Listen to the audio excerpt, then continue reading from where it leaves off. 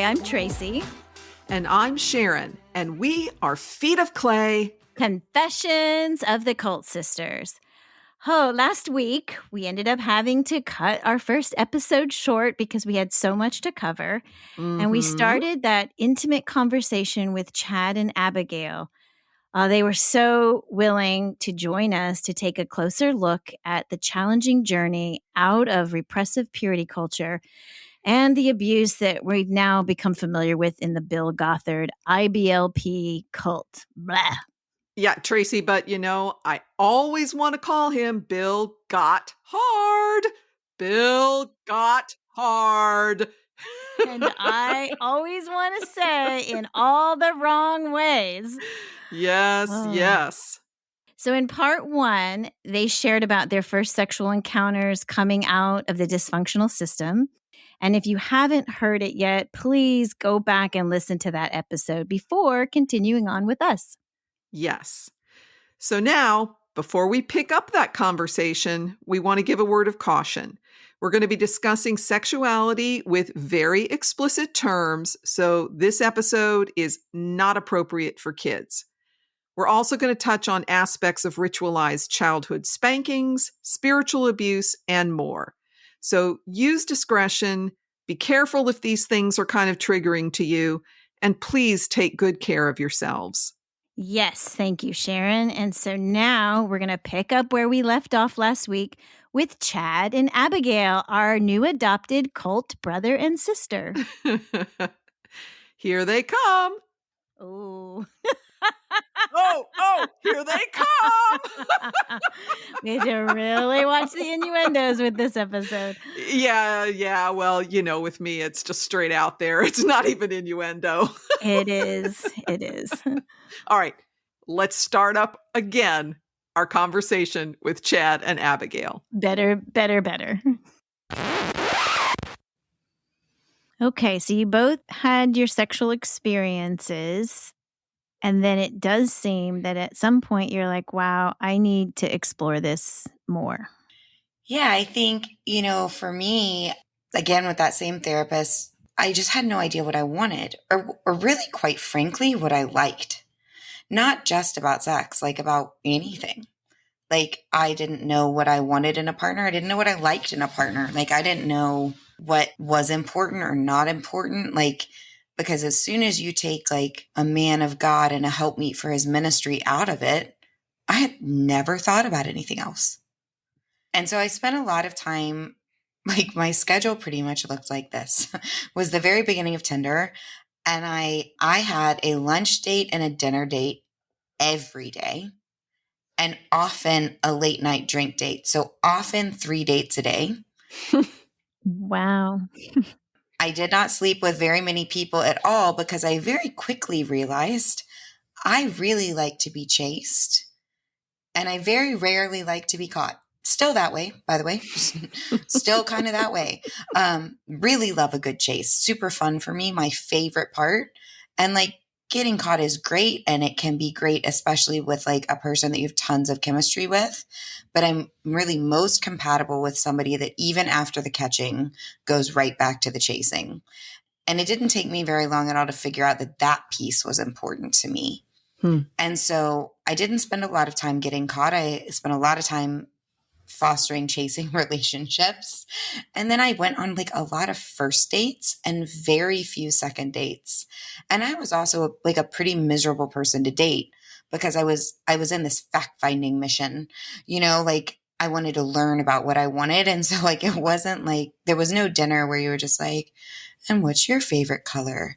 I was like, tell me about yourself. What kind of income do you make? Do you have children? Do you want to have children? Like, and it wasn't that I was dating to get married because I wasn't at all. Like, I knew that's not what I was doing. I was literally like, how many different kinds of people are there in the world? Like, it was so bizarre because I just didn't know. Like, I was like, what kind of person is interesting to me? So I did that for a long time, really several years. And I like being in a relationship. I like that consistency. And so I'd have people that I would date frequently, but I never went on a date with somebody 2 times in a row without somebody in between. So like I might date the same person several times, but I would always have a date in between. And I was very open about that during that period of time. Now, were you being physically intimate non-exclusively and telling these people that, or were you physically intimate only with one at a time? They were told that I was going to do whatever the hell I wanted to do. They were told by you. Yeah, I was like, I'm going to sleep with whoever I want, whenever I want, and you don't get to say anything about it. But in reality, like functionally, I was pretty exclusive with one person for at least for sexual intimacy. I mean, I was making out with anybody. Like if you were attractive and we had a good date and you didn't have kids under the age of 15, I was probably going to make out with you. That was probably a pretty solid bet. All right. Did you discover ways that you liked to be kissed and ways that you didn't?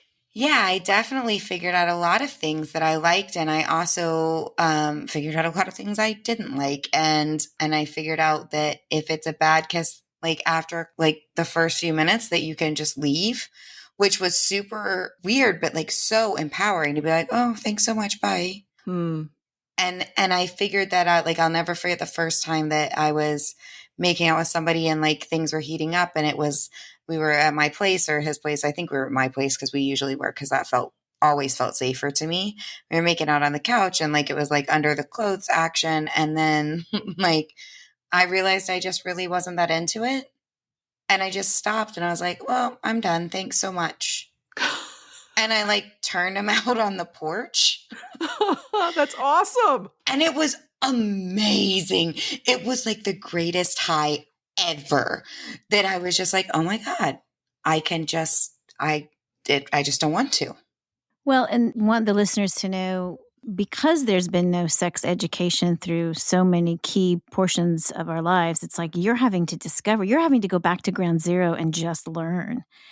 And as Chad's listening to that, I guess I'm interested in hearing, he had talked about having to learn consent.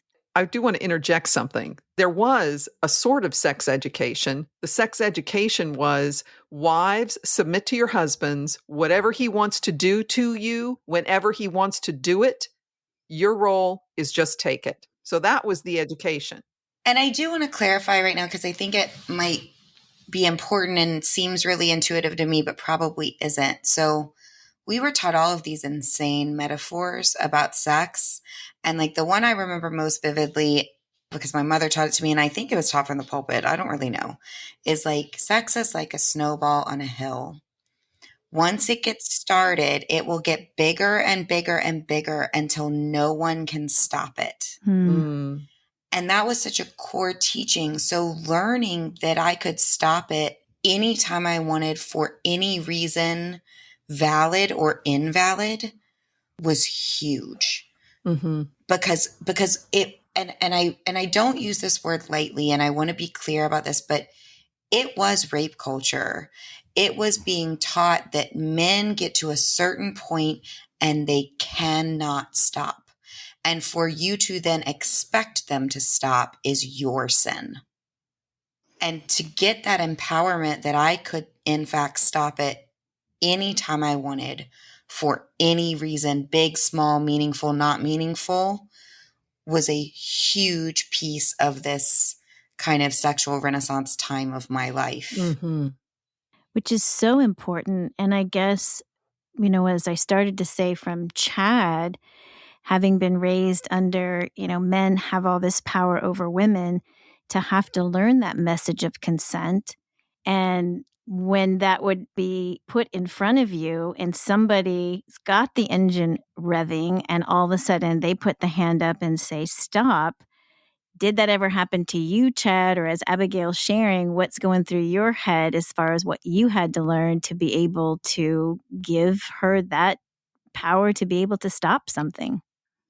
Well, having been raised as such a people pleaser, in addition to, the general masculinity caricatures that they wanted you to be in IBLP, which I never fully bought into, It did happen when I was dating, like we would get to a certain point making out, like Abigail said, a little under the clothes action, everything. And then she'd be like, okay, well, I don't want to go any further tonight. And immediately my brain would switch into, oh shit, I did something wrong. I'm so sorry. Are you okay? Do you want me to get you some water? So, that was pretty much how I would react to it at first. And I eventually had to kind of come into myself and just be like, hey, no, this is normal human interaction. Sometimes you're just not into it. Sometimes, the feeling changes. Sometimes, things happen. So it's fine. As long as you're both, on the same page and, absolutely respect the no, you're good, Yeah. Mm. Abigail, in the earlier episodes with you and your story, at one point you talked about the sexual kink. Do you feel now's a good time to kind of expound on that a little bit? Yeah, so some of it's still a blur. I think most of it I've worked out in my own head. I don't know that it's ever something that I'll ever get totally quite figured out. But I realized pretty early on that I had gotten really good at capturing thoughts and asking myself, is this true or is this not true? Coming out of the cult, I spent a lot of time in therapy learning that skill, is that you would have a thought where you were like, oh, I'm sinful, or oh, that's wrong. And I would capture it, and then I would just take a minute and ask myself, is that true? Is that not true? And if the answer was I didn't know, I would either ask someone I trusted, or I would Google it, or I would figure it out. But most of the time, if I slowed down enough to capture the thought, is it true or is it not true? I knew the answer. And I could say, no, I don't believe that anymore. That's not true. Or that was, and it was never true. And we were just lied to. So I'd gotten pretty good at that piece. But where it was really coming up consistently time and time again was in my sexual experiences and sex life, that I would feel guilty at inconsistent times. So it's not like I was feeling guilty every time, because I wasn't. But there were times where I would feel really guilty, and it would come out of really nothing that I could quite identify, and I would have to capture the thought and slow down and like break the moment that was romantic or just, quite frankly, just straight lusty excitement. and it was getting really frustrating.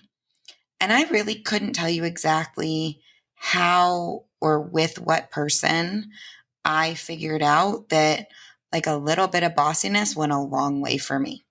Wait, like them being bossy to you? Them being bossy, like, hey, this is what we're going to do. And I was like, oh, that makes my mind go quiet. Huh. And like, as I got more, like, realized that was better, and I didn't have as much panic. And I'd also had several experiences where, particularly if the orgasm was really excellent, I would have a massive panic attack. And particularly if I was emotionally attracted to that person. And that started to get really complicated and frustrating. And like I said, I'm not 100% sure how I figured it out. Again, this was like right about the time like 50 Shades of Grey was coming out, which is, by all means, hear me say, horrible book about consent and about any kind of lifestyle in that thing. But that's kind of what was happening in the world, is these things are being discussed on a much more easily to access way. And I was dating pretty exclusively older men that had a lot of money, because I figured out really quickly that they were the most fun to date for me in that moment in my life, because I got to go lots of fun places, and they really were available whenever I wanted them to be, which was super fun. Mm-hmm. And so I was dating pretty experienced men. And I figured out pretty quickly that a little bit of kink really quieted out the parts of my anxiety and of that guilt over nothing that I was just really struggling to quiet out. And then I figured out very quickly after that there were other pieces of kink that would quiet things down. Like a little bit of bondage, a little bit of spanking would quiet things down for me in a way that was really incredibly helpful and much less problematic and much more fulfilling for me at that stage in processing through my trauma. I started to get kind of interested in like why that was happening.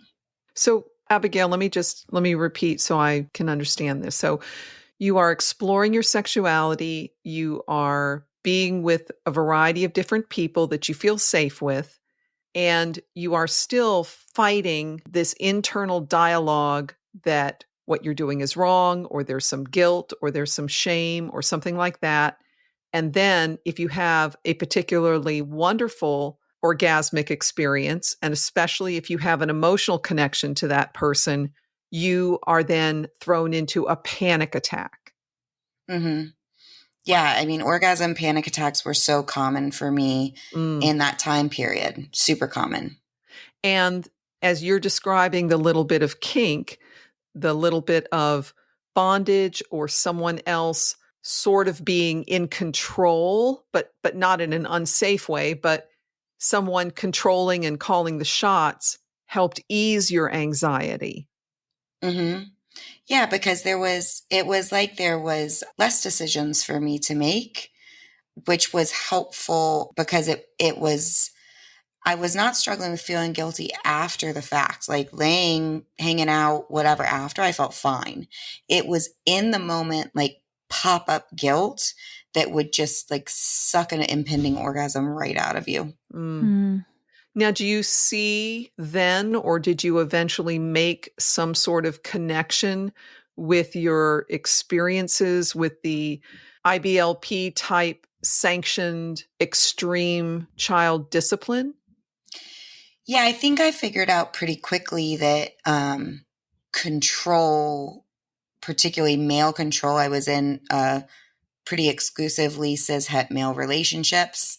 So male control made things much easier for me as I was figuring out what my body liked and what felt good and what just exploring my sexuality that adding in. And I figured out really also pretty quickly that there was this kind of concept of topping from the bottom where. Can you explain that? Because I'm old and I don't get that. So where I was, they were calling the shots and being bossy, but ultimately it was always my choice to say no. And if I did, everything stopped instantly.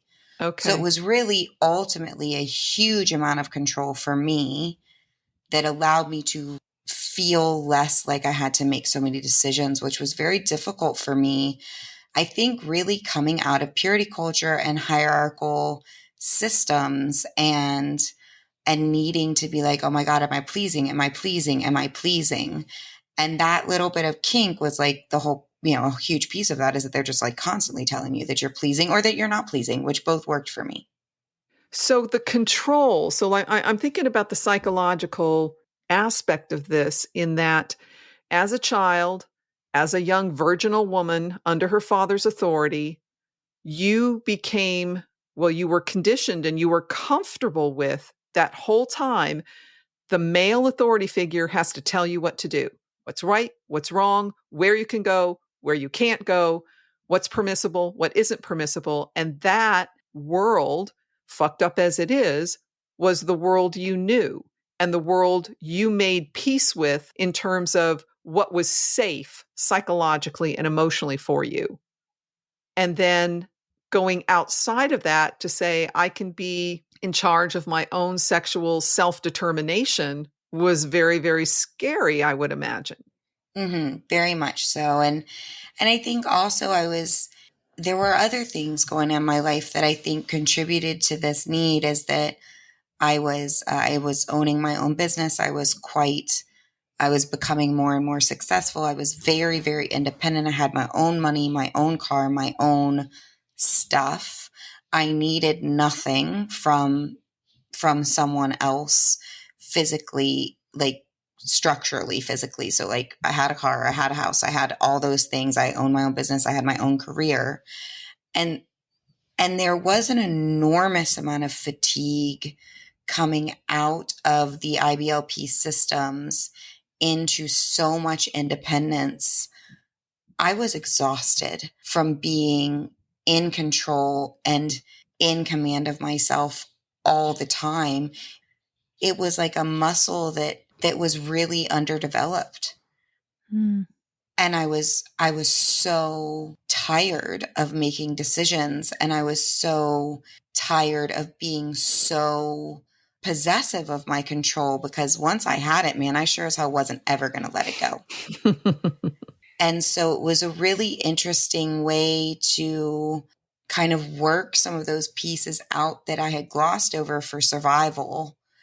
And for me to work them out in that way in one scenario, just in bed, was really a wonderful experience for me. And I had a great therapist, and had a lot of great advice about being smart and safe and all of those things. And it was incredibly helpful. And it also can't be left out that, like, there were some sexually thrilling things about spanking and control and being told no, that I don't know if, and I don't know, right? This is my own experience. I don't know if that's normal for like any person from any background. For me personally, I have to think there's some connection there. Yeah, and I think this is so powerful, because what I'm hearing is that, our own sexual development is very personal, and we didn't start out with really good skills. But when you condition a child in what we have termed the spanking ritual, and definitely want to hear from Chad, but what I can see from being a female is that there is a requirement of pulling down the pants, raising the dress, and striking with an instrument on that bare bottom area that then mingles pain and love. You're not even accepted. You've got to accept this. You've got to thank the abuser. And all of that conditioned over and over has got to twist stuff inside of you that absolutely needs to then get worked out. And it is very complex. We do want to say none of us are sexual therapists, but what I love about this story is that you saw a need to go to a sexual therapist, someone who is trained, someone that you can open up and feel safe and kind of explore all those elements. So that's very, very, very powerful. Yeah, and I had really great experiences working that out. Like, I had, first of all, tons of fun. I had a handful of longer term, multiple month or close to year relationships where that was a huge dynamic. Lots of situations where it was just fun. It was just sex play. Those were just things that we did. And it was more of a friends with benefits situation. I had a couple of those that I had one friend with benefits to work this stuff out that was more than 2 years. And it was fantastic and amazing. It served a season of life for both of us that I think we're both very grateful for. And lives move on, and easier with spouses to just not do that thing anymore. And so, but I think, yeah, for me, it was a really sex positive experience. And I know that's not everybody's story, but for my story, it was extremely sex positive. I was very grateful I had a therapist that was very knowledgeable in that area during that time period. And for a long time, it was, I don't want to say it was the only way I could feel attachment after sex, but I think that's very close to true. For a long time, that was true. It had to have that element of kink in order for me to not dissociate after sex. There was a lot of truth to that. Yeah, very complex. And I want to state, not a sexual therapist at all, but what I'm hearing is it's a chance to reconnect kind of those connections that got so broken beforehand. And it's the being able to get back in touch. And I can totally see how powerful and freeing that would be. Here's a quick plug for another show we think you might enjoy. Hey, I'm Rachel. A few years ago, I stepped away from my religious background. I had a lot of anger and a lot to say about evangelicalism and all the shitty parts of it. So I started a podcast to work through it and to feel less alone. A year into it, I asked my cousin-in-law to join the journey. And I said yes. I'm Molly, co-host to the show. Turns out we had a lot more in common than just being in the same family. We were both raised in evangelical house churches in the 90s and 2000s. Talk about culty. We were homeschooled, culty, and we both left religion behind about 8 years ago. So now we get together every other week and talk about the nitty-gritty that happens when you leave religion. Everything from how to set healthy boundaries with religious family members, theology, hell, heaven, Paul, and how to recognize and heal from religious trauma. This podcast is our healing process, and we're hopeful that sharing our stories, other people's stories, and what we learn along the way may help others heal too. Religion leaves a mark on everyone it touches. Sometimes that mark isn't always positive. Cheers to Leaving is the perfect podcast for anyone who's questioning their faith or looking to connect with others who have been there. You can find our show on Spotify, Apple Podcasts, Google Podcasts, and anywhere else you listen to podcasts. So grab a drink and join us as we say, cheers to leaving. And now back to the Cult Sisters. And I think too, there's it's not just in sex, but in so many aspects of our lives, if as children, we are forced into an unhealthy situation where we've just got to go along with it to survive, we learn these ways of thinking about things and these coping strategies that are familiar. They may not be fun, they may not feel good, but they're familiar. And because they feel familiar, in some ways, it feels safer to continue that same thing into our adult lives, even if it isn't necessarily the happiest thing for us. So I know with me growing up in an alcoholic family, one of the things that happened was I would feel blamed and that I had done something bad. And so I would take the blame for things that I should never have. It wasn't my fault. But I became comfortable in that role because it's what brought about, I won't say peace, but it's what stopped the, the conflict. And then I took that into my first marriage where, no, it doesn't feel good to be blamed for something that you're not guilty of. But I was familiar with that role. I played it well, and I felt uncomfortable in a different role.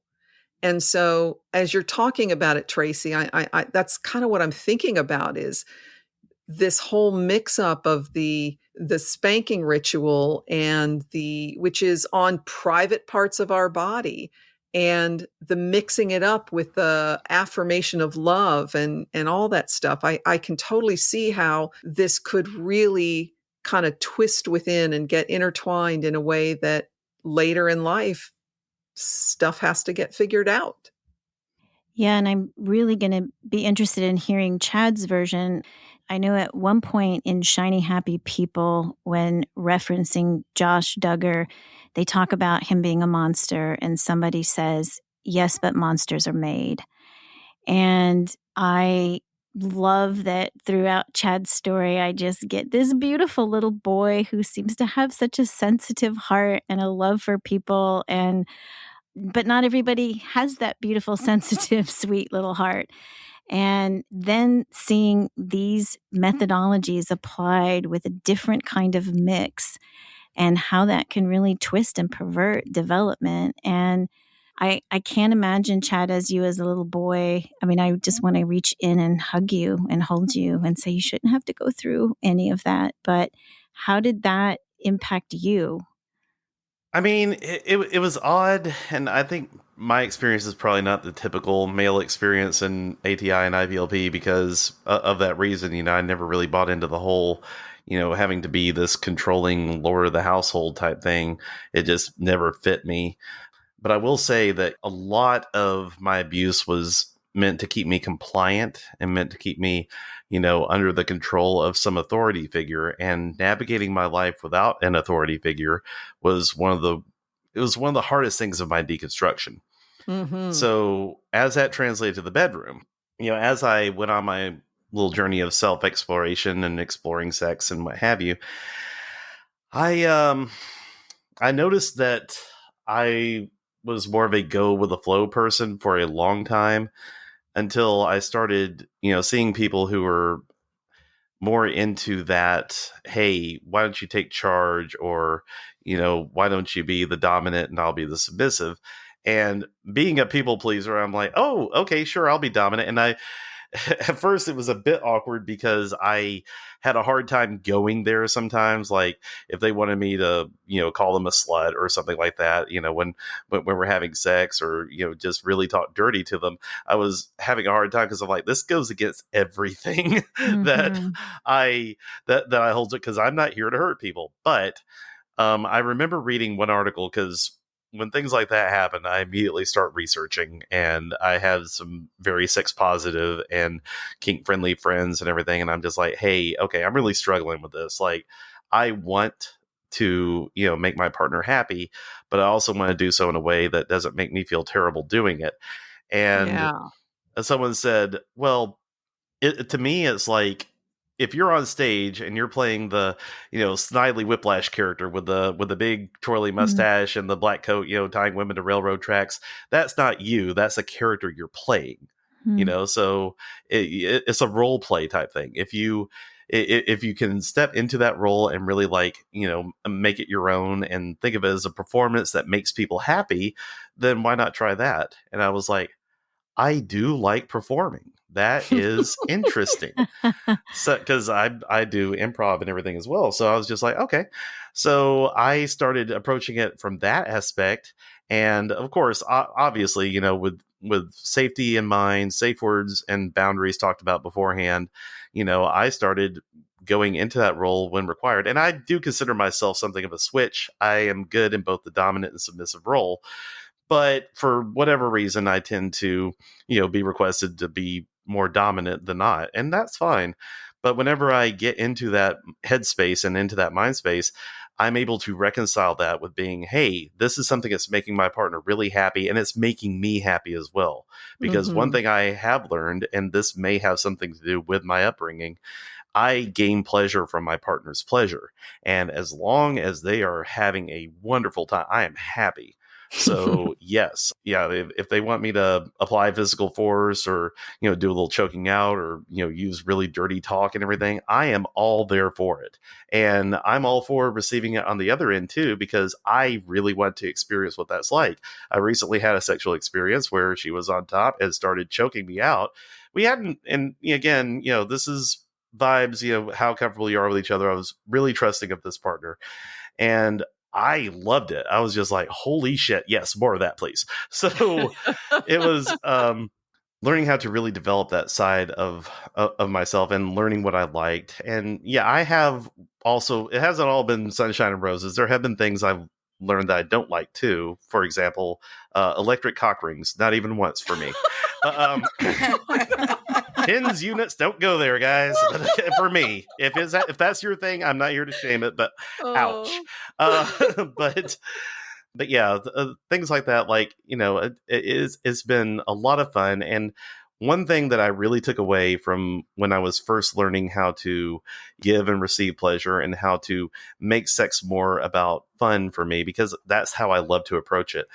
I remember hearing Nina Hartley, who's not just a porn star herself, but also like a certified sex educator. She said, a lot of times, we forget that sex can be adult play. Mm. Mm-hmm. And if you take that approach to it, you can have a lot of fun. Don't be so serious all the time doing it. And I've taken that approach, and it's just really translated and felt well to me. And it's so different than when I was raised, with sex being this taboo monster that we never discuss. Right. I really love that idea of sex being play. That's something that my therapist at the time, when I was kind of sorting all of this out, talked about a lot, and kind of likened it to, like when kids play house, they are just practicing rituals of different things. And, Sharon, you and I both do animal behavior professionally, right? Mm-hmm.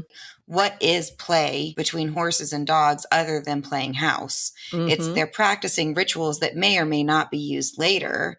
And I think, when she kind of made that analogy for me, where like sex can be playful and you can try something and be like, oh, it was horrible. And it's no harm, no foul. Like it was just, yeah, don't like that. And sometimes you do something and it's just awkward, or like it just doesn't go the way you planned, and it can be funny, and you like too much lube and you slip right off the bed. I mean, things happen and it can be fun and funny. And I think, like Chad said, so healing to realize like it's just not so serious. It's just not so serious. I love that. I love it. Yeah.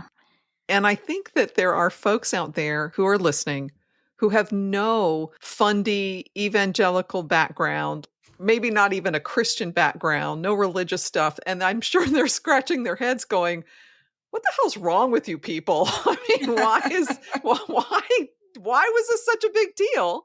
And yeah, it was a big deal for all of us because of that suppression and repression and shame and all this other stuff.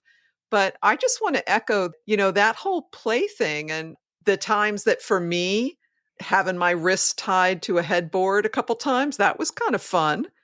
And I think it's a fantasy of, like you were talking about, Abigail, of like not being in control, like someone else is in control. But of course, someone safe that you trust and you can stop at any time because it is a game. Yeah.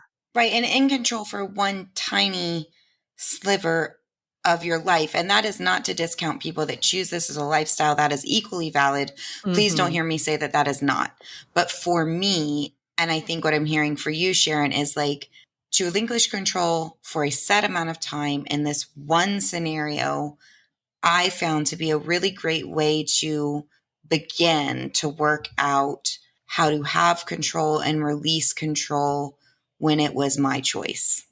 Yes. Yeah. For me, there was this aspect also of like needing to beg for it. Yeah. Like my hands are tied up and like you're stopping and no, don't stop, don't stop. And kind of the fun of that whole roller coaster ride, and would, would average society call that kink? I don't know. I don't know if they'd just say, yeah, that's just regular sex play. Or somebody who's just coming out of this whole purity culture thing would probably hear this and go, oh my God, what is that? Well, and I think that's what makes this so challenging because as you guys are talking about coming into your freedom, what none of us were taught was, what do you like? Pleasure. Where can you concentrate on your own pleasure? And then it gets tied to memories of truly abusive memories that now this game is not fun because it's triggering other things inside of us that we have to get healing from. So we bring all that shit that we have to untie and unpack and work through so that we can discover who we are and what we like and what our partners like and being able to really grow and blossom in that way. And it takes us all that much longer because we've had to have been so conditioned with the head trip stuff. And I again applaud you both just for being that one Chad that gets out the encyclopedia and starts looking things up, that starts to go research, okay, what is this all about? So it allows you to do that growing, which is amazing. And I'll add this. So when they were talking in that documentary about monsters being made, it's when that conditioning is so deep and it's so full that there is no outlet for anything healthy. And then it hides itself in darkness and then becomes very dangerous, which we're seeing in multiple issues of, sexual abuse cases and things that are done in darkness and in hiding because of the repression and the oppression in this area. Yeah, and I think that's a really important point is that learning to play with your sex life, that is the opposite of perversion. That is learning how to share and be shared and how to commune and be in community with people. And I think when the documentary was talking about creating predators, it is creating people with the absence of that ability to play and be played with and to commune and be in community. And I think that's really where this can get very complex about creating little predators, is because it really is about human connection and it really is about being connected to another human being. And I think for me, at least, exploring the side of myself, especially in the early years, getting out of such a high control group, straight vanilla, intimate, I love you sex was almost off the table. It was so hard for me.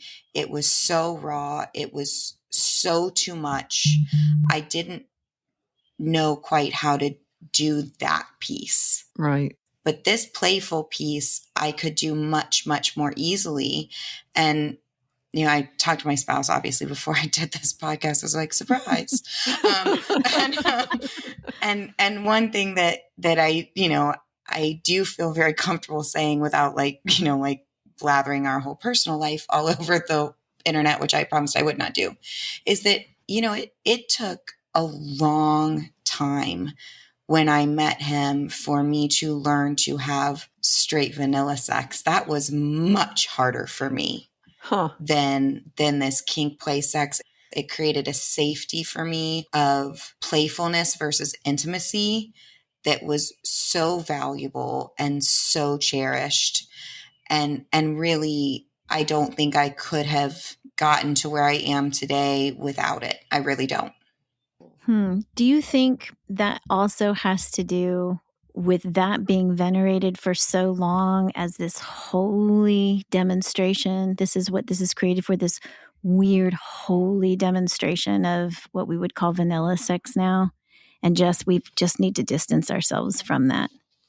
I think I'll be really interested in Chad's answer to this. So for me, there is a hearkening back to I love you, I'm in love with you, love making that can bring up a lot of trauma for me still to this day.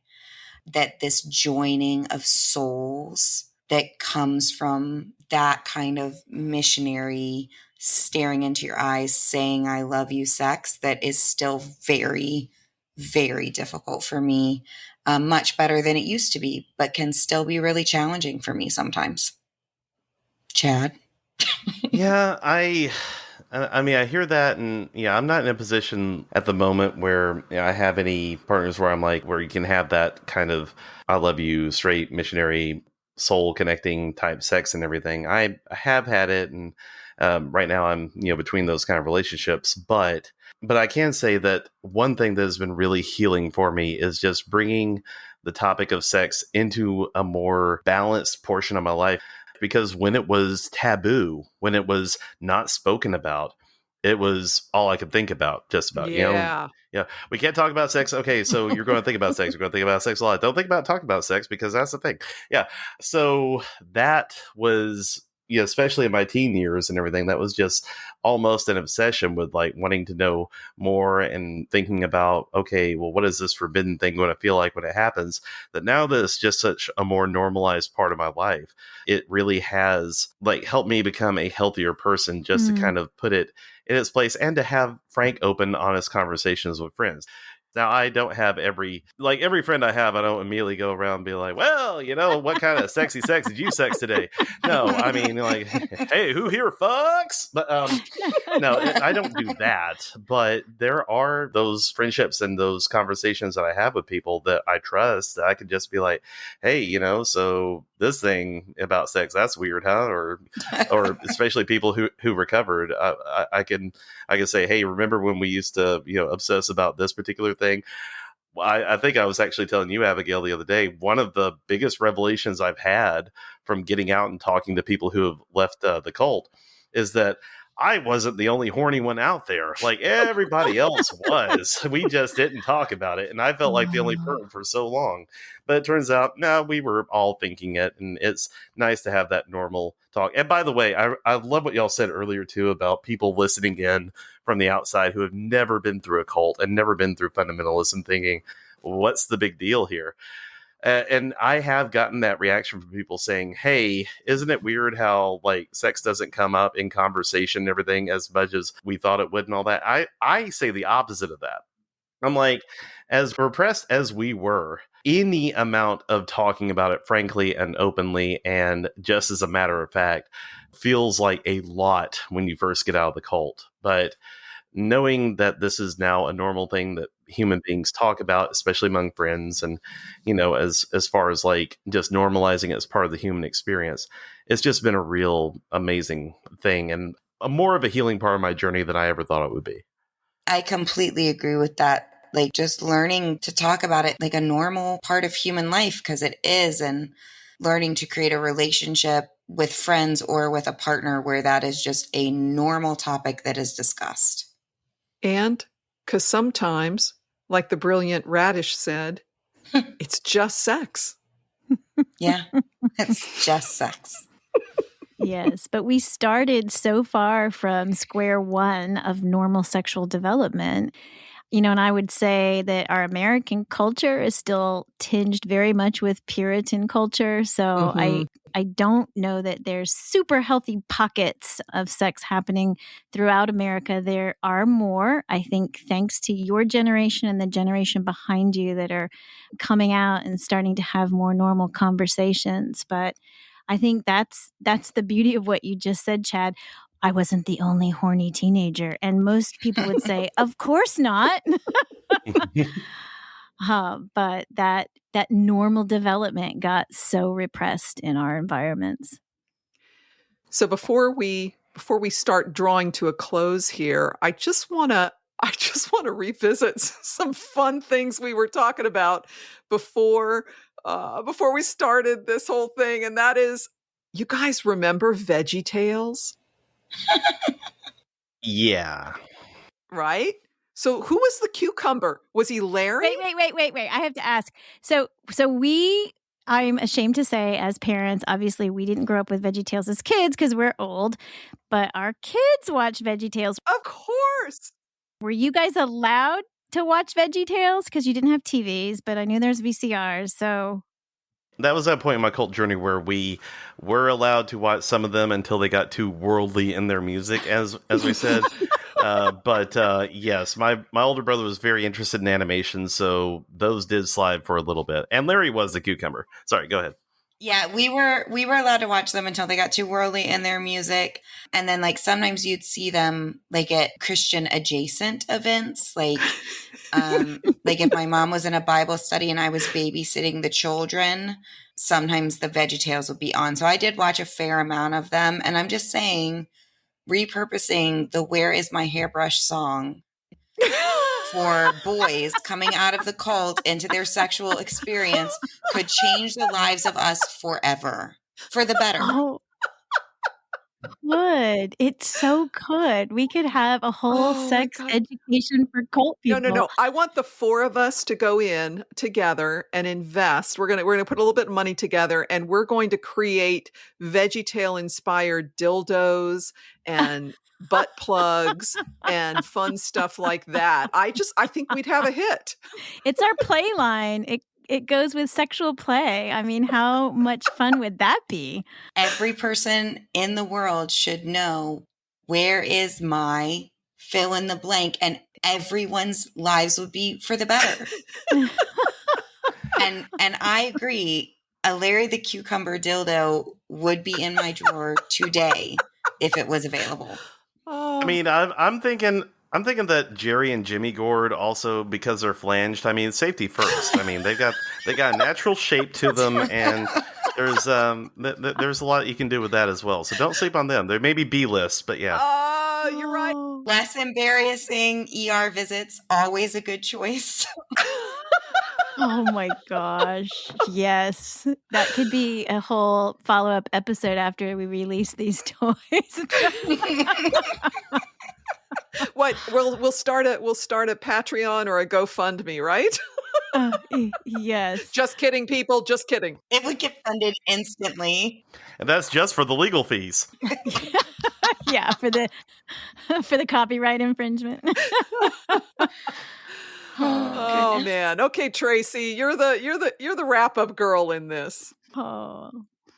Well, I think what's so important here and where we have wanted to bring this is to open up those conversations. We are all sexual beings, and we want to be able to have a safe place where, especially if you're coming out of a cult mentality where this was so repressed and oppressed for so long, that you can open up, explore your sexuality, play, learn about who you are and what you want. And if you need to do what Abigail has done and reach out to a sex therapist to do that, we highly encourage that. So, Chad and or Abigail, any final parting thoughts you'd like to share? I don't think I have any particular parting thoughts other than to just encourage you to listen to this podcast with your friends and discuss, because you'll be surprised at how much that will help. And maybe Chad has some resources and parting thoughts more wisdomatic than mine. What I can say is, there are resources out there, and there are very safe, sex-positive resources on the internet. So if there is something that you want to know more about safely, don't have them in front of me, but I can vouch that they are out there, they are available. And if you're able to safely look for them, I encourage anyone to do so. Don't be ashamed, and it's okay to ask questions. And that goes for questioning any high controlling religious groups you came out of, all the way to questioning what you like and what sexual things mean. So don't hesitate to look for them. Play safe, play for your pleasure, play responsibly, play with consent, and maybe steer clear of the electric cock rings. I mean, feel free to try them. Feel free to try them and everything. But I'm here to tell you, there is pain. Okay, that's all I have to say about that.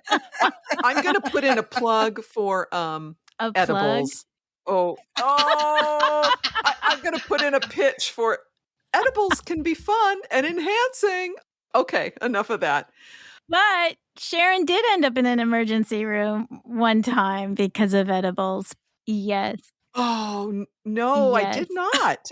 I did not end up in an emergency room because of edibles. What are you talking about? Okay, well, it was a fruit that was inserted in a certain place. That was mangoes. Okay, That was well. mangoes. Okay, be careful when you play. That's why our Veggie Tail toys, because they'd be silicone or whatever, and they'd be safe. They would definitely be latex free. Okay, so real mangoes. Just here's a little tip for you kiddies out there. The skin of mangoes apparently has a component that is related to poison ivy. And Yeah. insertion of mangoes in certain sensitive places, while very fun and very delicious, can later cause severe itching. So Yes. be warned. Sharon, I know this for a fact, and that just is hilarious to me. So know your fruits and veggies, folks. Yes, Chad. Can I add something to that to Yes. people who, like me, were first starting out at some point? Be careful with hot sauce, y'all, especially after eating it. And that's all I have to say about that. Those are some straight facts, Chad. Such good facts. Such good facts. All right, we've been having way too much fun here, people. I hope you like what we're doing. If you do, follow us, rate us, give a review. More people can find us that way. Tracey will tell you can find us on Instagram Yes. with fun pictures. We might put up VeggieTale pictures, but we're not doing, there's some things we won't do. Wait. Yeah, well, I'm in control of the Instagram account, so we'll see what I put up there. And other things that we referenced, we'll try to put as many references in our show notes as possible. But do find us on Instagram, feetofclay.cultsisters, for more updates. And we just cannot thank Chad and Abigail enough for laughing with us, crying with us, opening up the really personal parts of your life, and joining us today. Yeah. Say goodbye, Chad. Bye, everybody. Thank you so much for having us on. It's been a blast. Say goodbye, Abigail. Bye, everybody. Thanks so much. All right, everybody. We'll see you next time. See you next time.